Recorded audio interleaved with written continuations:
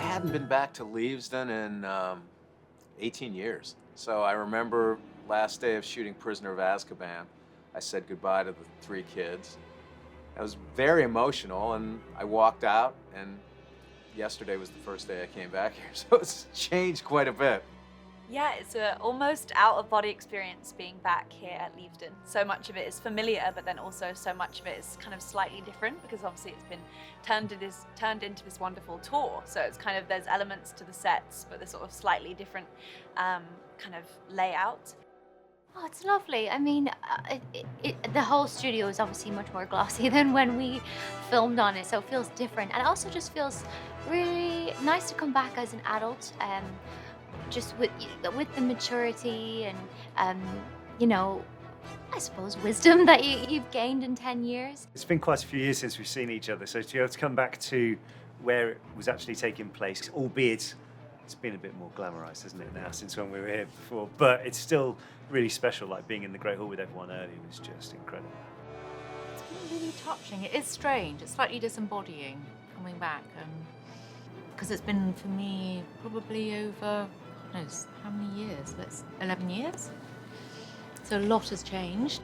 Yeah, so it's very strange getting in the car and going back to Leavesden Studios. That's something I haven't done for a long time.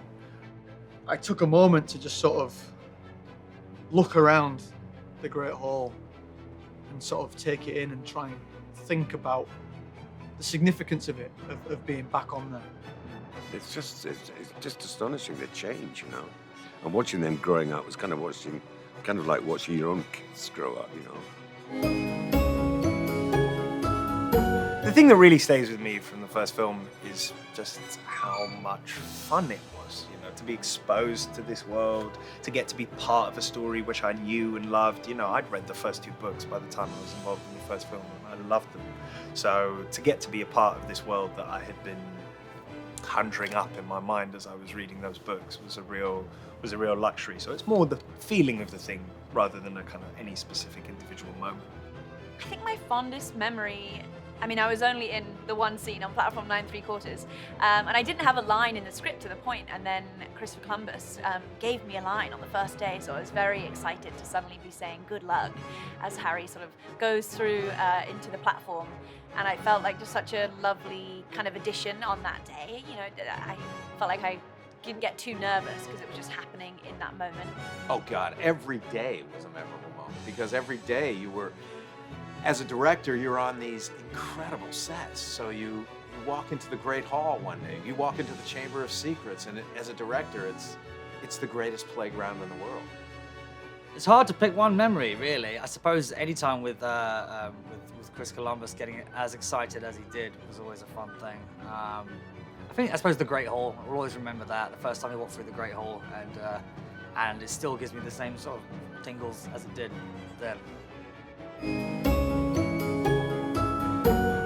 I didn't know any spells. I didn't really get to do any spells. And when Dobby was presented with a sock and it said in the script that I lift my wand and I get knocked off my feet, I remember turning to someone at Grip going, "Do you know a spell?" And he went, "No, mate." I said, "Nothing. I don't know what I meant to do a spell." He said, "I think Avada Kedavra or something." So I started to say Avada Kedavra, and I got knocked off my feet.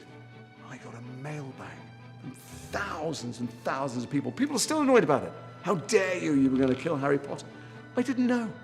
I'm sorry, I didn't know. Just let it be. One of the highlights of my part was when I had to pretend to be Hermione, pretending to be Bellatrix. So that meant I got to not only act with, you know, Dan and Rupert looking at me as if I was their age, which was really fun, but also I really got to know Emma because she gave me tips on how to be Hermione and her. I'll always remember the first day of our shoot. We were in Goathland in Yorkshire Moors, and it was the first thing we ever shot was the last scene of the movie, of Harry getting back on the train. And I remember that was the first time I learned that films weren't shot in sequence.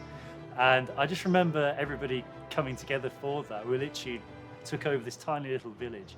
And then that's kind of, I think that month of location shoot really did make everyone very close. But then when we came back to shoot at the studios, it was we all knew each other and we all had a great atmosphere when we were here to shoot. But my overriding memory of the first movie would be when we first walked into the Great Hall for the first time. So it was exactly like the scene when Harry and Ron are walking in and everyone's looking around with their mouths open. It was exactly like that.